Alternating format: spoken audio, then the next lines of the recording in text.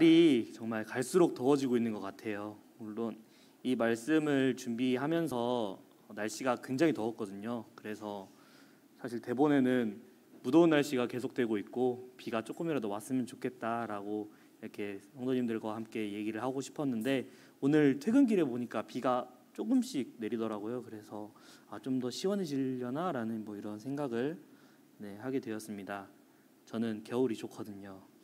네. 성도님들 오늘 이런 더위 속에서도 정말 각자 계신 곳에서 고생 정말 많이 하셨고 또 이런 더운 날에 이렇게 말씀 들으러 나오시느라 정말 대단히 수고 많으셨다라고 제가 말씀드리고 싶습니다. 오늘은 제가 제목에 이렇게 올렸다시피 하나님의 일꾼에 대한 교제를 성도님들과 함께 하고자 합니다. 일꾼이라고 강대상에서 올라와서 말씀을 전하게 되면 혹시 성도님들 마음이 어떠실까 이렇게 생각을 해봤어요. 이제 집사나 장로 이런 직분에 대한 생각을 하실 수도 있을 것 같아요.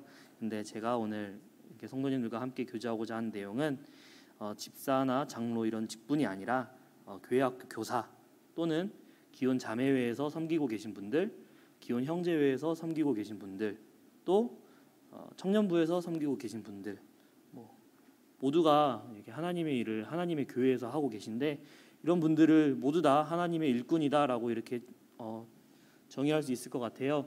혹시 물 한 잔만 주시면 감사하겠습니다. 오늘은 그러한 일꾼의 섬김에 대해서 이렇게 성도님들과 함께 교제하고자 하는 마음이 있습니다. 우리 각자는 주님이 부르신 그곳에서 하나님의 일꾼으로서 일을 하고 있습니다. 학생의 신분인 분들은 학교에서, 그리고 직장을 다니시는 분들은 직장에서, 그리고 가정에서 집안을 섬기시고 계신 분들도 이 안에 굉장히 많으신 것으로 보여집니다. 세상 사람들하고 사실 같은 공간 안에서 살아가고 있어요. 저희는. 그러나 그리스도인들은 그들보다 더 바쁜 삶을 살아야 하는 게 어쩔 수 없는 현실입니다. 왜 그러냐면 교회 일도 해야 되거든요.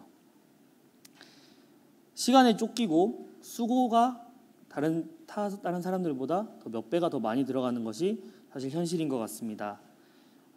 그 하나님의 일을 할 때 성도님들 혹시 모든 일이 순적하게 이루어졌었나요? 그 일을 하는 것이 항상 행복으로만 여겨지셨는지 한번 생각을 해보셨으면 좋겠습니다. 물론 이 안에서는 하나님의 일을 하는 것이 정말 항상 행복으로만 이렇게 여겨지시는 분들도 계실 거라고 생각이 되지만 저희가 말씀드리는 경우는 되게 일반적인 경우를 성도님들께 말씀을 드립니다.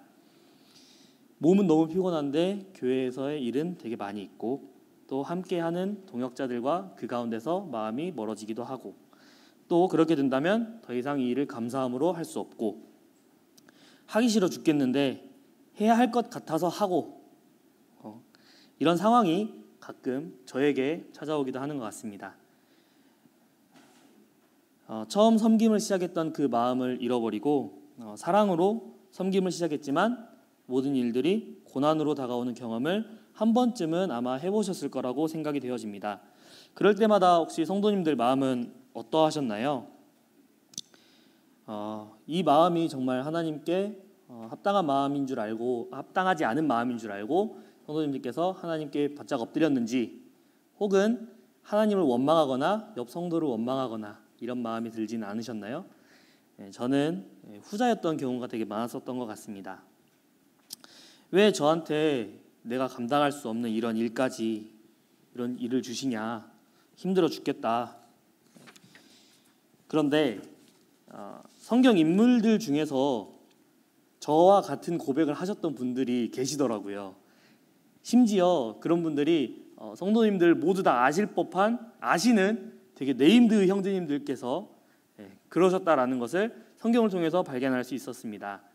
앞으로 소개해드릴 분들은 대체로 지금 우리가 받고 있는 이런 압박이나 고난들보다 더 어려운 일에 더 심리적인 압박을 받으셨을 분들이지만 그들의 삶 속에서 과연 하나님께서 어떻게 고백을 했는지 한번 살펴보기를 원합니다. 다 함께 민수기 11장 11절 말씀 보도록 하겠습니다.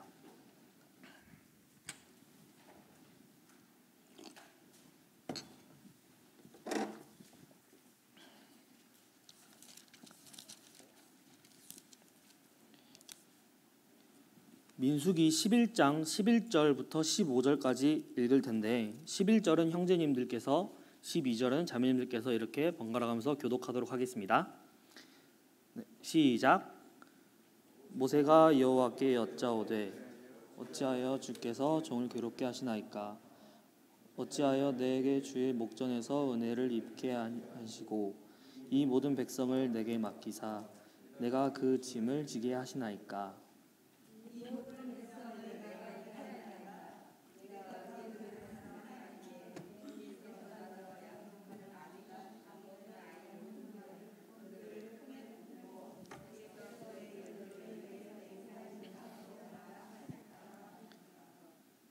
이 모든 백성에게 줄 고기를 내가 어디서 얻으리이까?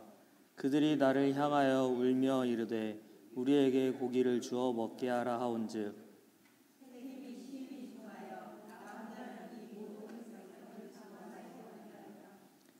주께서 내게 이같이 행하실진대 구하옵나니 내게 은혜를 베푸사 즉시 나를 죽여 내가 고난당함을 내게 보지 않게 하옵소서. 네, 모세 선지자의 고백이었습니다. 당시 모세가 이러한 고백을 할 때 상황을 살펴보겠습니다. 하나님께서 10번의 기적, 그리고 이스라엘 사람들에게는 10번의 기적이었죠. 그러나 애굽 사람들에게는 10대 재앙, 그 후에 6월절의 구원을 경험한 이스라엘 백성들이었습니다. 그 이후에 출애굽하고 홍해를 걸어서 건너고 또 시내 광야에서 1년을 머물면서 십계명과 규례들을 받고 하나님의 지시에 따라 성막을 지은 뒤 대제사장들을 위임하고 인구 조사를 거쳐서 진영을 갖춘 이스라엘 민족이 드디어 시내 광야를 떠나서 약속의 땅인 가나안 땅으로 나가는 그러한 장면이 연출되고 있습니다. 그러나 출발한 지 얼마 되지 않아서 백성들의 불평이 계속되는 이러한 상황이었습니다. 애굽에 살던 때에 생선이나 오이, 참 이 말씀에 보시면 이스라엘 백성들이 11장 초기에 보시면 11장 5절에 보면 애굽에 있을 때 생선, 오이, 참외, 부추, 파, 마늘 뭐 이런 거 맛있게 먹었었는데 지금은 먹을 게 만나밖에 없다. 이렇게 원망하는 거예요. 이 말씀을 보면서 좀 놀랐다고 하면 놀랐고 당황스러웠다면 당황스러웠던 게 파랑 마늘이 먹고 싶어서 울었다고? 라는 생각을 했어요. 근데 이들이 삼겹살을 먹었을 것도 아닐 것 같은데 곁들여 먹는 음식이라면 이렇게 그리워할 수 있겠다라는 이런 생각을 했습니다. 이때 모세 고백이 어떠했는지요? 나를 죽여 고난당함을 보지 않게 하소서라고 모세가 하나님께 구하고 있습니다. 출애굽기 12장 3절에 보면 출애굽기가 아니라 민수기 12장 3절인데요. 모세는 온유함이 지면의 모든 사람보다 더하더라라는 말씀이 있습니다. 온유한 사람의 입에서 사실 이런 말이 나오기 쉽지 않습니다. 모세는 자기를 죽여서 고난당함을 보지 않게 해달라는 고백을 하고 있습니다. 하나님께서 모세를 처음 부르실 때 모세는 하나님께 자기는 말을 잘하는 사람이 아니니까 나를 쓰시면 안 됩니다. 나를 부르지 마소서라고 거절을 했어요. 그런데 하나님께서 쓰시겠다라고 말씀하셔서 하나님만 믿고 나왔습니다. 그런데 결과가 출발한 지 얼마 되지 않아 이런 것들을 보고 굉장히 애통하고 마음이 많이 낮아져 있었을 것입니다. 하나님께 이 꼴을 나는 더 이상 볼 수 없으니 차라리 죽여달라고 하나님께 기도하고 있는 이런 모습을 성경을 통해서 볼 수 있었습니다. 다른 선지자의 모습을 볼까요? 열왕기상 19장 4절 말씀 보겠습니다. 구약 성경 저는 548쪽입니다. 19장 4절 어느 형제님께서 큰 목소리로 읽어주시면 감사하겠습니다.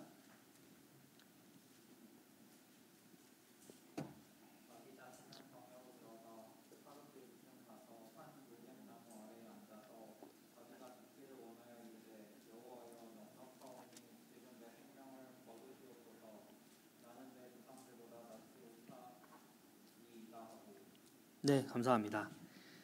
당시 이 상황은 어떤 상황인지 되게 유명한 장면이에요. 이 장면도 당시 상황에 엘리야 선지자가 갈멜산에서 아합 왕과의 대결에서 승리합니다. 이 대결이 무엇이었냐면 바알 선지자 450명, 아세라 선지자 400명을 하나님의 기적으로 대승리를 거두게 하시는 하나님을 엘리야는 경험했습니다. 그러나 이러한 소식을 듣고 아합의 아내 이세벨의 서슬퍼런 노기를 피해서 달아나는 이런 극과 극의 모습을 연출하고 있습니다. 엘리야 선지자는 광야에서 로뎀나무 아래에 앉아서 죽기를 간구했다고 나와 있습니다. 무엇이 그토록 엘리야의 마음을 무너뜨려서 차라리 목숨을 거둬달라고 기도하게 되었을까요? 전날의 승리가 컸던 만큼 아마 낙심과 좌절감이 컸으리라고 예상됩니다. 당시 이스라엘 전역에 바알 숭배가 빠지고 있었고 또한 하나님께 멀어지는 타락의 길로 계속 이스라엘을 걷고 있었습니다. 그러나 엘리야 홀로 여호와만을 섬겼던 그는 이러한 상황이 정말 이해되지 않았을 것입니다. 정말 참담한 심경이었을 것입니다. 또한 자기를 죽이겠다고 하는 이세벨의 위협 역시도 엘리야에겐 굉장히 어려움이었을 것입니다. 엘리야는 아마 이런 고백을 했을 것입니다. 주님, 이스라엘 백성들은 주님과 맺은 언약을 버렸고 예언자들을 죽였습니다. 이제 저의 모습도 빼앗으려 찾고 있습니다. 주님, 왜 저를 사역자로 부르셨나요? 차라리 제 목숨을 가져가 주세요. 라고 하나님께 고백하는 것입니다. 엘리야의 상황을 간접적으로 체험하기 위해서 지리적인 위치를 먼저 살펴보도록 하겠습니다. 처음에 이 전투가 갈멜산에서 있었다고 말씀드렸잖아요. 갈멜산은 여기 지중해 옆에 보이시나요? 여기가 갈멜산입니다. 이곳에서 바알 선지자 450명, 아세라 선지자 400명을 죽였다라고 18장 40절로 미루어보아 알 수 있었습니다. 또한 48절에 엘리야는 아합 앞에서 달려갔다라고 나와 있었습니다. 이때 아합이 이스라엘로 이동했다고 나와 있는데요. 이세벨이 죽이려 하자 19장 3절 브엘세바까지 도망간 것을 알 수 있습니다. 이렇게 성경책으로만 봤을 때는 이렇게 얼마나 도망가는지 잘 감이 안 왔는데 이렇게 지도를 펼쳐놓고 보니까 엘리야가 얼마나 먼 거리를 도망했는지 알게 되는 것 같습니다. 아마 18장 46절에 마차를 탄 아합과 비슷한 속도로 허리를 동여매고 갔다라고 하는 것을 미루어 보았을 때 걸어서 이 먼 거리를 이동했으리라고 보여집니다. 또한 로뎀나무에 대해서 알아보도록 하겠습니다. 우리 크리스천들에게 로뎀나무는 사실 되게 흔한 나무예요. 뿐만 아니라 여기 세상 속에서도 굉장히 많이 사용되고 있는데요. 로뎀나무 교회, 로뎀나무 병원, 카페 다양한 이름으로 사용되고 있습니다. 그만큼 익숙하고 긍정적인 표현처럼 보입니다마는 로뎀나무는 지친 사람에게 쉼을 제공하는 그늘, 쉼과 안식의 상징으로 알려져 있지만 사실은 로뎀나무는 보잘것없음과 비참함을 상징하는 나무인 것을 이것은 잘 알려지지 않은 사실입니다. 로뎀이라는 단어는 히브리어로 시궁창, 진흙탕 이런 의미를 가지고 있습니다. 로뎀나무는 이렇게 보시기에도 굉장히 키가 크지 않은 데다가 마땅히 잎사귀라고 부를 만한 것도 없는 가시덤불 같은 식물입니다. 더구나 광야에 뜨거운 햇빛이 비치는 사막에서 그늘이 비치지 않는 나무가 엘리야에게 충분한 쉼이 되지 않았을 것입니다. 정말 로뎀나무 아래에 머리를 들이밀고 쉬고 싶어하는 이런 엘리야의 모습은 사실 우리가 상상해 봤을 때 정말 그런 비참한 상황을 우리가 생각해 볼 수 있을 것입니다.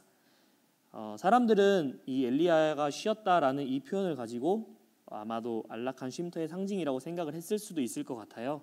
그러나 사실은 비참한 인생 막장의 엘리야가 저주스러운 햇빛을 어떻게든 피해 보려고 머리를 들어 밀었던 그런 온전한 쉼이 되지 못해 그러한 괴로움 속에서 죽기를 구했던 바로 그 장소였을 것입니다. 정말 이러한 엘리야의 모습은 광야 같은 인생길에서 처한 비참한 상황을 상징하고 있는 것 같습니다. 그래서 엘리야는 죽기를 구했다라고 생각이 되어집니다. 다른 선지자를 볼까요? 예레미야 선지자입니다. 예레미야 20장 14절 말씀 보도록 하겠습니다.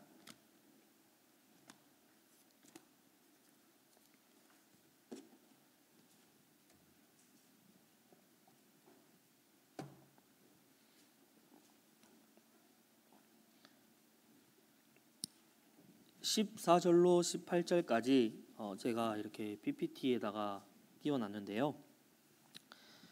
이런 상황이 어떤 상황이었는지 다시 성도님들께 설명을 드리도록 하겠습니다. 예레미야가 여호와의 집들, 그러니까 성전에서 하나님의 말씀을 전하고 있었습니다. 그때 바스훌이라는 사람이 예레미야를 박해했습니다. 그는 예레미야를 때리고 밤새도록 나무고랑에 채워두었습니다. 성전의 총감독이라는 직분을 가지고 있었는데요. 이는 성전 내의 질서를 관장하고 성전에 해악을 끼친 사람들을 징벌하는 직책의 수장입니다. 성전의 총감독인 바스훌이 예레미야를 묻고 때린 것은 예레미야가 성전뜰에서 선포한 예언 사역이 민심을 혼란하게 하고 있다. 그리고 성전 질서를 어지럽힌다라고 여겼기 때문이라고 생각되어집니다. 이때 예레미야 선지자는 왕을 비롯해서 여러 지도자들과 백성들이 보는 앞에서 옹기 그릇을 깨뜨렸습니다. 사람이 한번 깨뜨리면 다시 주워 붙일 수 없는 토기장이의 이 그릇처럼 내가 이 백성과 이 성을 박살내겠다. 시체가 너무 많아 도벳에 묻을 곳이 없을 것이다. 고 예레미야가 예언함으로써 유다의 파멸이 돌이킬 수 없음을 예레미야 19장을 통해서 분명하게 했습니다. 그리고 다시 성전뜰에서 성전이 이방인 바벨론에게 정복되고 무너질 것을 선포하는 예레미야는 총감독이었던 바스훌이 보기에 성전에 해악을 끼치는 인물로 보기에 충분했습니다. 그래서 그는 예레미야를 잡아 폭행하고 목에 나무고랑을 채워서 감금할 수 있었던 것입니다. 그리고 주변의 백성들은 이러한 바스훌의 행동을 정당화하게 생각을 했을 것입니다. 6절의 내용을 보면 예레미야를 박해한 바스훌이 거짓 예언을 했다라는 것도 알 수 있는데요. 아마 무엇을 말했을까요? 아마도 예레미야가 말했던 이런 멸망의 예언과는 상반되는 내용을 얘기를 했을 것입니다. 바스훌의 이름의 뜻은 평강과 평화라는 의미를 가지고 있다고 합니다. 민족이 멸망할 것이고 바벨론에게 항복하는 것이 하나님의 뜻이다 라고 말하는 예레미야의 예언은 틀렸고 거짓이라고 바스훌은 주장했을 것입니다. 그리고 그것을 듣는 백성들은 당연히 바스훌의 말에 더 귀를 기울였겠죠. 하나님은 우리에게 평강을 주실 것이다 라고 말하면서 부정적인 말을 하고 있는 예레미야는 하나님의 뜻을 모르는 거짓 선지자다 라고 매도했을 것입니다. 7절에 새번역 성경에 이렇게 7절에 보시면 20장 7절에 예레미야가 하나님 여호와께 사정을 아뢰다라고 나와 있는데 이 부분이 새번역 성경에 주님께서 나를 속이셨으므로 내가 주님께 속았습니다. 주님께서는 나보다 더 강하셔서 나를 이기셨으므로 내가 조롱거리가 되니 사람들이 날마다 나를 조롱합니다. 이런 고백을 하고 있습니다. 다시 말하자면 주님께서 시키는 대로 했습니다. 그런데 왜 이렇게 고생하고 손가락질 받으며 나는 살아야 합니까? 상황이 너무 힘드니까 예레미야는 정말 이 일이 하고 싶지 않은데 하나님께서 예레미야를 꿰어내어 억지로 고난의 길로 밀어넣었다라고 하나님께 항의하는 것입니다. 예레미야도 모세와 마찬가지로 선지자로 부름받았을 때 두려워서 사양합니다. 찾아보진 않겠지만 예레미야 1장에 보시면 예레미야 1장 6절에 슬프도소이다 주 여호와여 보소서 나는 아이라 말할 줄을 알지 못하나이다 라고 예레미야서 1장 6절에 예레미야가 하나님께 거절하고 있어요. 하나님의 일을. 그러나 하나님께서 너는 그들을 인하여 두려워 말라 내가 너와 함께하여 너를 구원하리라 라고 1장 8절에서 약속하셨습니다. 그래서 예레미야는 하나님께서 무엇을 명하시든지 가감없이 전할 수 있었습니다. 근데 지금 상황이 어땠나요? 하나님께서 말씀하라고 하신 것들을 전하고 다녔는데 정작 예레미야에게 돌아오는 것은 비난과 핍박과 고난뿐이었습니다. 굉장히 뭐라고 해야 될까요? 수치스러웠을 것입니다. 하나님의 말씀을 전하는 선지자인데 거짓 예언을 전하는 거짓 예언자의 그들에게 매를 맞고 나무고랑에 체험을 당하고 굉장히 수치스러웠을 것입니다. 하나님의 말씀을 전하면 전할수록 백성들의 반발과 박해는 점점 심해지고 온갖 조롱과 멸시를 당해야 했습니다. 사실 이럴 때 가장 손쉬운 해결 방법이 뭐가 있을까요? 말씀 따라서 살지 않고 침묵하는 겁니다. 그냥 내려놓는 거예요, 하나님의 일을. 그러면 당장의 마음은 편하겠죠. 예레미야는 그런 결심을 했습니다. 내가 다시는 여호와를 선포하지 아니하며 그 이름을 말하지 아니하리라 라고 예레미야는 하나님께 고백을 했습니다. 앞서 선지자들 이렇게 저희가 세 분을 알아봤는데요. 자신이 넘기기 힘들고 자기가 받았을 때 되게 어려운 일들을, 그런 고난을 지낸 분들께서 하나님께 대한 고백이 어떠했는지 성도님들 방금 전에 이렇게 나누어 보았습니다. 지면에서 가장 온유한 자다라고 칭함을 받은 모세, 그리고 가장 존경받는 그리스도의 종들 중 한 명이었던 엘리야, 눈물의 선지자인 예레미야, 그 위대하신 분들도 이러한 어려움을 당할 때 힘듦을 고백하고 또 하나님을 원망하고 했습니다. 만약 우리 중에 유사한 압박이나 고난을 받을 때 이들보다 더 잘 처신할 수 있다고 자부하시는 분들은 아마 안 계실 것입니다. 사실 하나님의 능력은 이 선지자들이 겪었던 모든 고난을 받지 않게끔 또 순적하게 하나님의 일을 이루어 가실 수 있으신 분이십니다. 이 무거운 짐을 거둘 수 있고 이 어려움을 해결할 수 있으며 나의 필요를 공급하실 수 있는 분이십니다. 전능하신 하나님이시니까요. 100번 양보해서 내가 이제 나로 돌아와서 내가 회사나 사회에서 일할 때는 내가 그 사람들에게 복음 전해야 되니까 고난 달게 받겠습니다, 주님. 근데 최소한 하나님 일할 때만이라도 좀 고난 이런 건 없어야 되는 거 아닙니까? 그래야 나도 힘도 나고, 그래서 거기서 어려움을 겪고 왔으면 교회에서 힘을 얻고 신나서 섬기고 할 텐데, 아니 세상 일도 힘들고 하나님 일도 힘들면, 둘 다 힘들면은 나 어떻게 일하라고, 하나님 너무하신 거 아닙니까? 라고 혹시 항의해 보신 분 계십니까? 저는 자주 했던 것 같아요. 힘들다고. 네. 이렇게 뭔가를 하고 있으면 우리 자매가 저를 되게 짠하게 봐요. 다크서클이 좀 진해진대요, 매일. 그래서 눈에다 뭘 자꾸 발라줘요. 나는 귀찮은데. 네. 그러나 사랑합니다. 네. 그런 섬김에 감사합니다. 그러나 그분이 그렇게 하는 것이 그분의 거룩한 계획과 맞지 않고 그분의 목적과 조화되지 않는다라고 여기시면 그분은 계속해서 그 길로 인도하실 것입니다.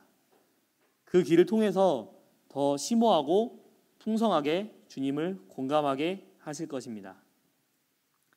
그분이 내가 시련과 이런 역경의 길에서 벗어나는 것이 적절하지 않다라고 보신다면 우리가 걷는 그 길이 굉장히 지금은 가시밭길처럼 보이겠지만 사실 이 길은 빛과 축복으로 인도하는 길일 것입니다.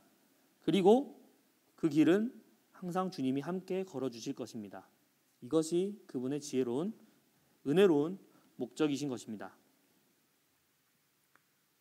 고린도전서 4장 9절부터 13절 말씀 보도록 하겠습니다.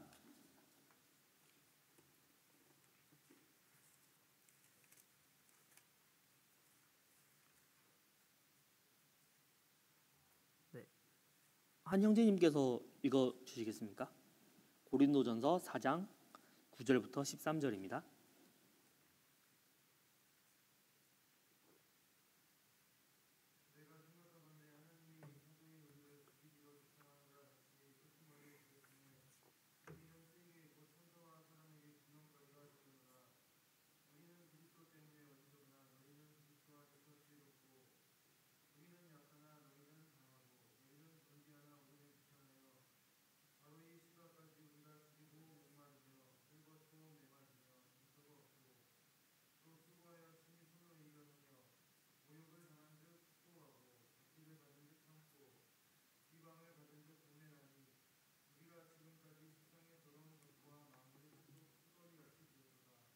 네, 감사합니다. 사도 바울 형제님의 고백이었습니다. 죽이기를 작정한 자 같다는 말은 바울이 겪었던 말할 수 없는 고난을 말하고 있습니다. 그는 죽을 고비를 수도 없이 넘긴 것입니다. 11절에서 바로 이 시간까지 우리가 줄이고 목마르며 헐벗고 매맞으며 정처가 없다라고 말했습니다. 바울은 이 같은 일을 당한 일은 세계 곧 천사와 사람에게 구경거리가 되었노라 라고 탄식하고 있습니다. 마치 운동 경기장에서 사력을 다해 경주하는 선수처럼 관중들의 구경거리가 되었다라는 것을 말하고 있습니다. 그리고 그 관중들은 천사와 사람들이다 라고 얘기를 하고 있습니다. 이 말씀의 의미는 천사들과 사람들은 사도 바울의 또한 사도 바울과 같은 사도들의 이 같은 고난을 재미있게 보는지는 몰라도 자신은 사력을 다하는 모습을 말하고 있는 것입니다. 그러나 바울 사도는 하나님께서 예비하신 면류관을 바라보고 그 일을 감당했습니다. 디모데후서 4장 7절 말씀을 보면 하나님께서 허락하신 그 놀라우신 큰 상급을 기대하며 지금의 고난과 어려움을 기쁨으로 받았고 결국 그는 하나님의 이름을 위해서 죽었습니다.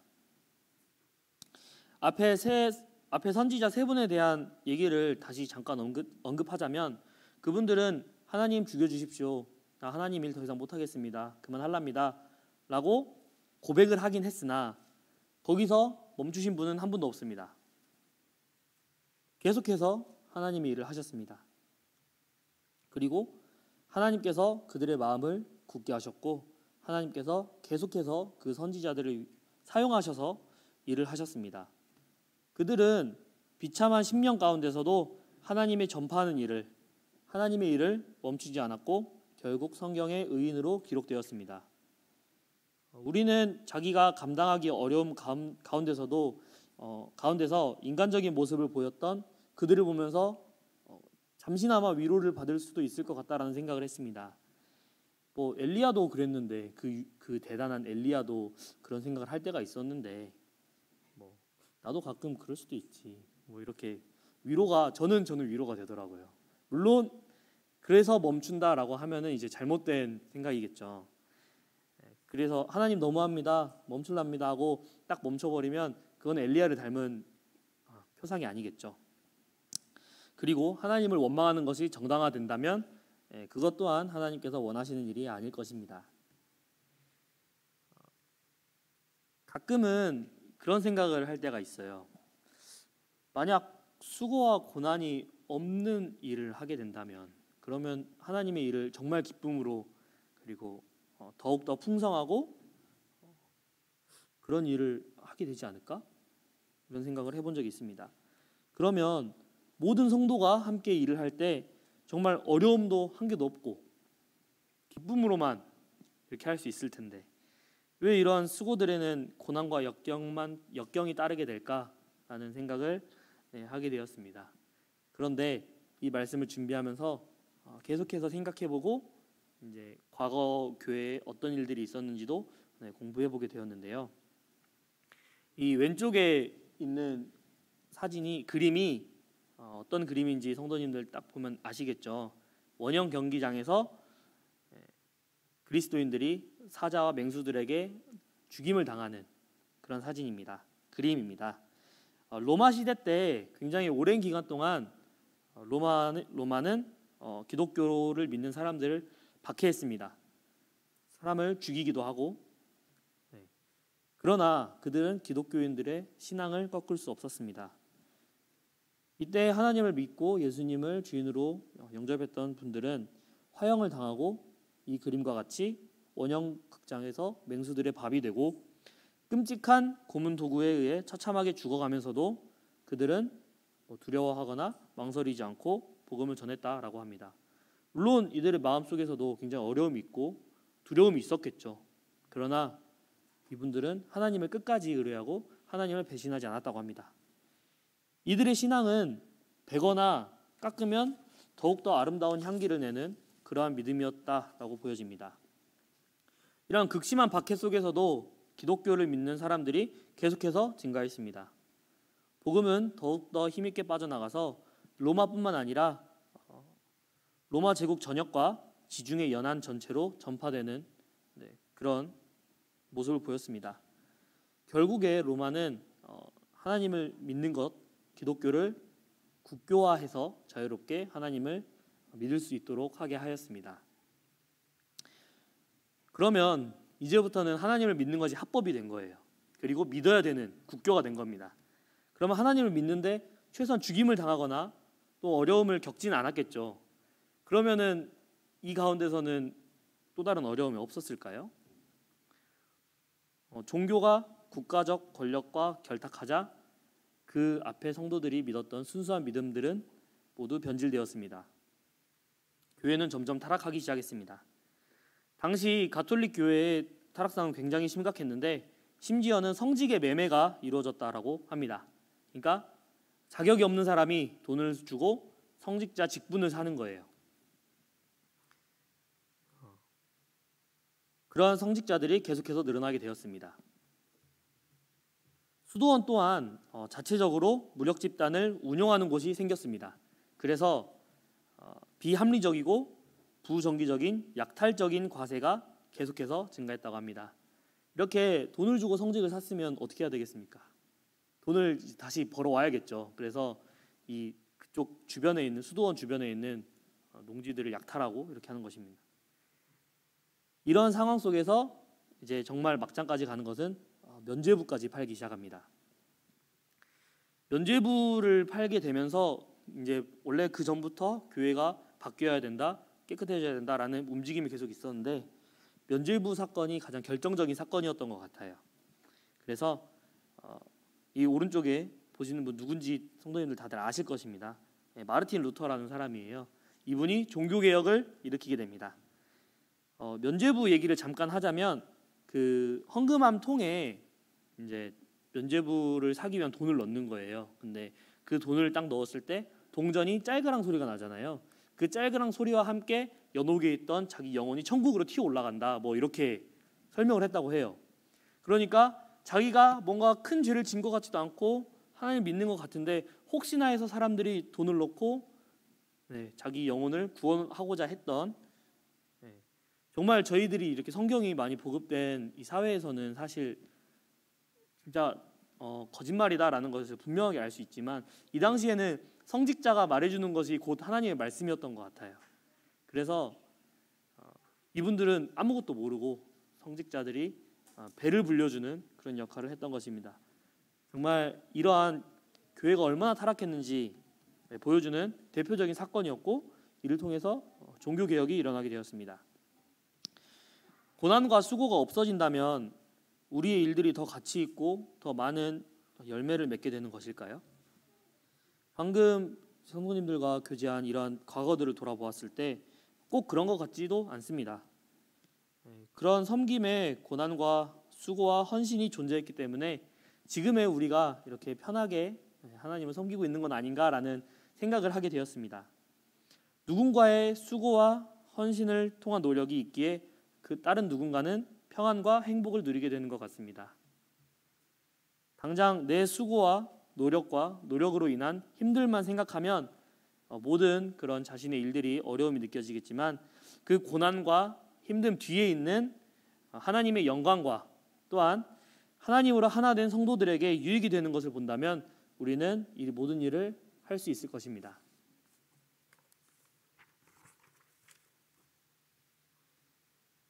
마태복음 11장 28절로 30절 말씀입니다. 성도님들께서 많이 아시는 말씀이라고 말씀으로 알고 있습니다.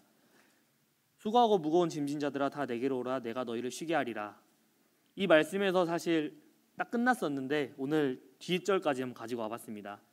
나는 마음이 온유하고 겸손하니 나의 멍에를 메고 내게 배우라. 그리하면 너희 마음이 쉼을 얻으리라. 이는 내 멍에는 쉽고 내 짐은 가벼움이라 하시니라. 여기서 짐은 인간이 살아가면서 겪는 실존적인 문제를 말합니다. 예수님께서 이 말씀을 하실 때 그 당시 사람들에게 국한된 것이 아니라 오늘날 살아가면서 인간이 겪는 문제에도 적용할 수 있을 것 같습니다. 각 시대마다 겪는 짐의 무거움이 정말 다 다를 수 있겠지만 각자가 살아가는 그 인생이 수고고 사실 짐입니다.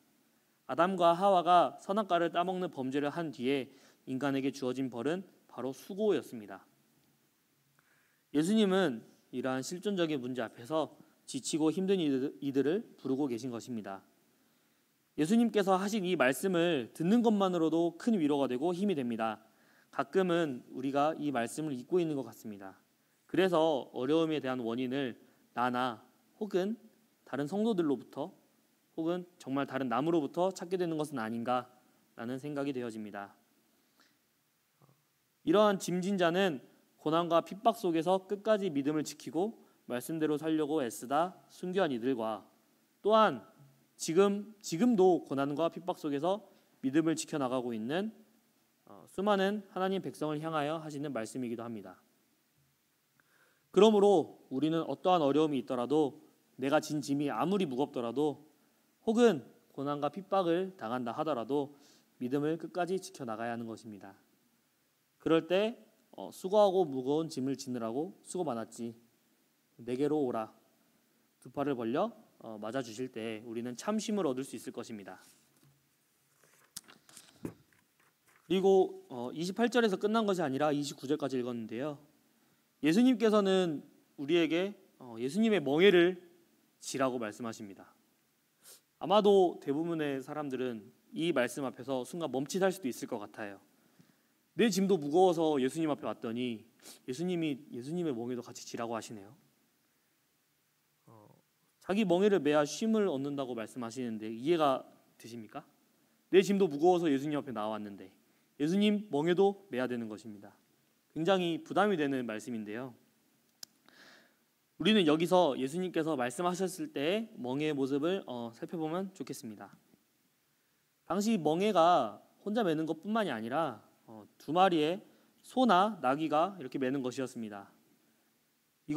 이 멍에는 홀로 매는 것이 아니라 반드시 둘이 같이 메어야 하는 겁니다. 따라서 우리에게 멍에를 매라고 요구하시는 것은 나 혼자, 그러니까 너 혼자서 멍에를 매는 것이 아니라 나와 함께 이 멍에를 매자라고 말씀하시는 것입니다. 우리가 예수님을 따라가면서 메어야 할 멍에는 혼자 매는 멍에가 아닙니다. 예수님과 함께하는 2인용입니다. 따라서 우리가 예수님의 멍에를 매면 예수님께서 자연스럽게 우리 인생의 동반자가 되어주실 것입니다. 또한 우리의 짐을 대신 져주시는 것입니다. 우리의 무거운 짐을 대신 지어주시려고 가볍게 해주시려고 나의 멍에를 매라 라고 말씀하신 것입니다. 주님으로 인하여 멍에를 메고 계신 성도님들이 계시다면 그것으로 걸려 넘어지지 않으셨으면 좋겠습니다. 그 기쁨으로 그 멍에를 예수님과 함께 감당하시기를 원합니다. 예수님의 멍에는 우리가 홀로 외로이 매는 것이 아니라 항상 내 옆에 예수님 자리가 있다는 것을 기억하시면 좋겠습니다. 감동적인 예화가 하나 있어서 성도님들께 함께 나누고 싶어가지고 이렇게 가지고 왔는데 영어로 돼 있어서 다들 읽으실 수 있겠지만 제가 한글로 번역을 해가지고 가지고 왔습니다. 어느 날 밤 한 남자가 꿈을 꾸었습니다. 그는 주님과 함께 해변가를 걸어가는 꿈을 꿨습니다. 하늘 저편에서 그는 그의 예전 삶을 돌이켜볼 수 있는 회상을 볼 수 있었습니다. 그 회상의 각 장면마다 그는 두 사람의 발자국이 있었음을 알게 되었습니다. 두 개의 발자국은 그의 것이었고 또 다른 두 개의 발자국은 주님의 것이었습니다. 그가 그의 마지막 삶의 장면을 보았을 때 그는 그동안 걸어왔던 모래 위의 발자국들을 뒤돌아보게 되었습니다. 그는 그의 삶 속에서 많은 시간 동안에 발자국이 한 개밖에 없다는 것을 발견하게 되었습니다. 그리고 그때에는 그런 많은 시간들이 그의 삶 속에서 그가 제일 낮아지고 또한 제일 슬펐을 때였음을 알게 되었습니다. 그 사실이 그의 마음을 괴롭혔고 그것에 대해 주님께 그는 질문을 하였습니다. 주님께서는 제가 주님을 따르기로 마음먹으면 항상 나와 함께 하시겠다라고 말씀하셨습니다. 하지만 제가 제 삶 속에서 가장 힘들었을 때 정작 발자국은 한 개밖에 없습니다. 왜 주님께서는 내가 힘들 때만 옆에 안 계셨나요? 저는 왜 그때만 떠나 계셨나요? 저는 이해할 수 없습니다. 주님께서 대답하시길 나의 사랑하고 소중한 자녀야. 난 너를 사랑하고 널 영원히 떠나지 않을 것이다. 내 삶 속에서 고난받고 힘들어할 동안 내가 한 사람의 발자국을 보게 된 것은 내가 너를 업고 갔기 때문이었다. 물론 이 내용이 성경에 나와 있는 내용은 아니기 때문에 이렇게 말씀하셨다라는 것은 아니지만 되게 위로가 되는 이런 예화여서 성도님들께 소개해드리고 싶었습니다. 함께 멍에를 맬 뿐만 아니라 하나님께 모든 문제와 힘듦을 의뢰하시길 원합니다. 참된 일꾼으로서 감당하고 계신 모든 일들이 하나님께서 영광 받으시기를 성도님께서 원하시는 마음이 있었으면 좋겠습니다. 일 가운데서 생기는 모든 고난과 역경들이 자기 자신이 더 낮아지고 하나님만을 더 의뢰하게 되고 정말 하나님께 순종하게 되는 방법으로 사용되었으면 좋겠습니다. 정말 힘들 때 하나님께 죽기를 구하는 것에서 끝나는 것이 아니라 하나님의 도구로 성도님들께서 온전케 사용되길 간절히 원하는 마음이 있습니다. 이것으로 오늘 말씀을 마치도록 하겠습니다. 기도하겠습니다.